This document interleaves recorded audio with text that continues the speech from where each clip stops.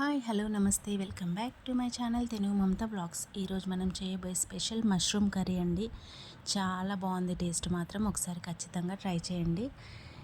దీని ప్రిపరేషన్ అంటే ఇప్పుడు మనం చూద్దాం. ముందుగా మష్రూమ్స్ని తీసుకొని పైన ఒక లేయర్ అనేది ఇలా నైఫ్తో తీసేయాలండి. నల్లగా అవుతుంది కాబట్టి ఖచ్చితంగా తీసేయాలి. తర్వాత అది మధ్యలోకి కట్ చేసుకొని సాల్ట్ వాటర్లో వేసుకోవాలి. సాల్ట్ వాటర్లో వేసుకుంటేనే అవి నల్లగా అవ్వకుండా బాగుంటాయి ఫ్రెష్గా.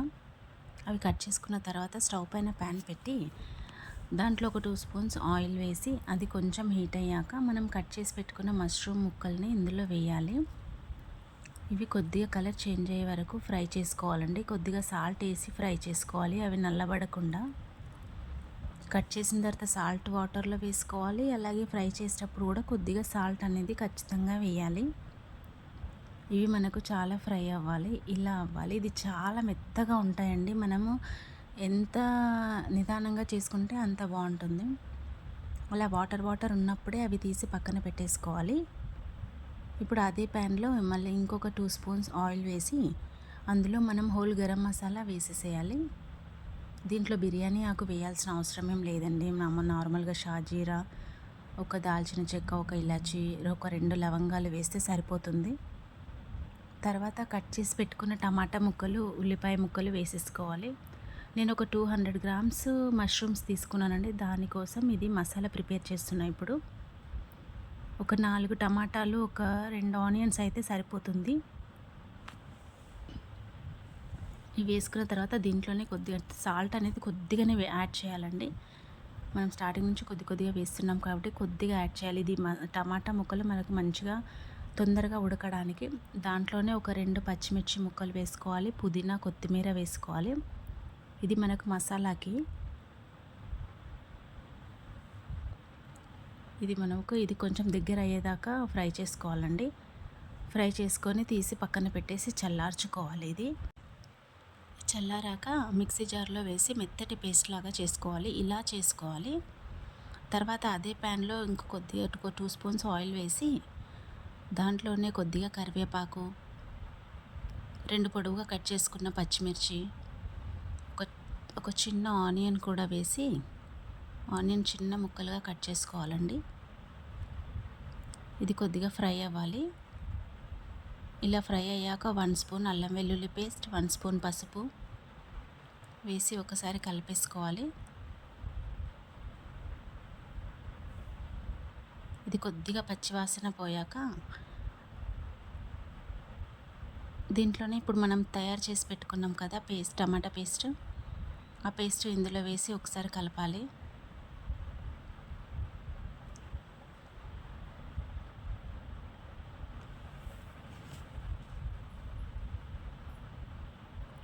ఇది మనకు చిక్కగా ఉంటేనే బాగుంటుందండి. దగ్గరగా ఎక్కువ వాటర్గా కాకుండా, అంటే కొద్దిగా వాటర్ యాడ్ చేయాలి, కాకపోతే ఎక్కువగా కాదనమాట. ఇప్పుడు ఇది ఒక 2 మినిట్స్ అయ్యాక దీంట్లోనే ఒక 1.5 స్పూన్ కారం వేసుకోవాలి, తగినంత సాల్ట్ కూడా వేసి ఒకసారి కలిపేసేయాలి.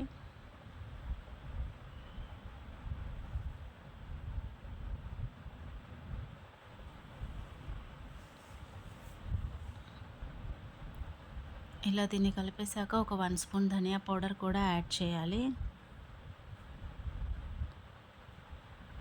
ఇది యాడ్ చేసి ఒకసారి కలిపేసుకున్నాక కొద్దిగా ఒక 2 మినిట్స్ ఉంచాలండి, అంతే, ఎక్కువగా ఉంచకూడదు.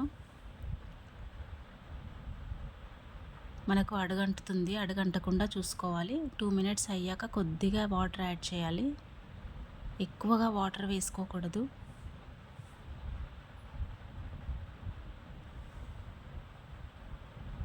ఇది కొంచెం దగ్గర అయ్యాక ఇలా మనకు ఆయిల్ వస్తుంది కదా పైనకి, అది కొంచెం వచ్చాక ఈ మష్రూమ్, మనం ఫ్రై చేసి పెట్టుకున్న మష్రూమ్స్ని ఇందులో వేసేయాలి. అందులో వాటర్ కూడా తీసుకున్నాం మనం మష్రూమ్స్ ఫ్రై చేశాక, వాటర్తో సహా అలానే వేసేసుకోవాలి ఇందులో.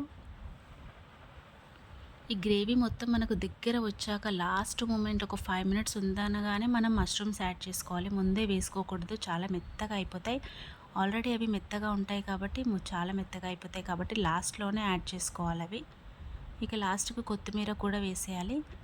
అది వేసి కొద్దిగా గరం మసాలా కూడా యాడ్ చేసుకోవాలి. ఇది వేసి ఒక 2 మినిట్స్ ఉంచితే సరిపోతుంది.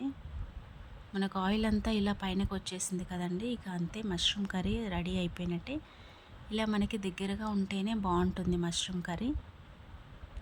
టేస్ట్ మాత్రం చాలా బాగుందండి. ఒకసారి మీరు ఖచ్చితంగా ట్రై చేసి కామెంట్ పెట్టండి.